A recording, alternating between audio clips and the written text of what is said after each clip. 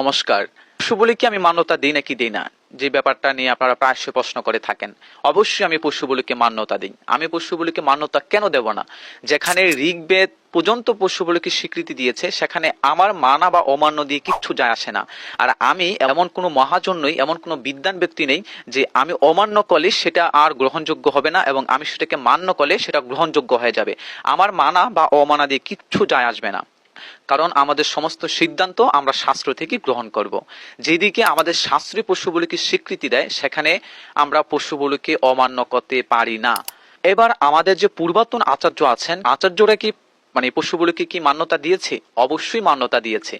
আমরা যদি দেখি যে আদিগুরু শঙ্করাচার্য, তারপর হচ্ছে রামানুজ, তারপর হচ্ছে যে মদবনুচার্য, আরো অনেক আচার্যই আছেন যারা পশু বলিকে স্বীকৃতি দিয়েছে।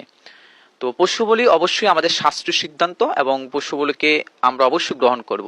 এটাকে অমান্য করার বা সেটাকে তিরস্কার করার কোনো যুক্তিযুক্ত কারণ দেখি না, কারণ শাস্ত্রই তো বলে যে আমাদের কর্তব্য একমাত্র শাস্ত্র থেকে গ্রহণ করতে হবে। তো আমরা কিন্তু শাস্ত্রকে দূরে ঠেলে দিয়ে নিজের সিদ্ধান্তকে তো আমরা নিয়ে চলতে পারি না এবং নিজের সিদ্ধান্তকে শাস্ত্রীয় সিদ্ধান্ত বলে চালিয়ে যেতে পারি না। তো অবশ্যই পশু বলি শাস্ত্র স্বীকৃত এবং পশু বলিকে অবশ্যই আমি মান্য করি। এই কারণে মান্য করি কারণ এটা শাস্ত্রের মধ্যেই আছে। শাস্ত্রে যদি না থাকতো তাহলে তো আমি পশু বলিকে কখনো মানতাম না। শাস্ত্রে আছে বলেই আমি পশু বলিকে মান্য করি।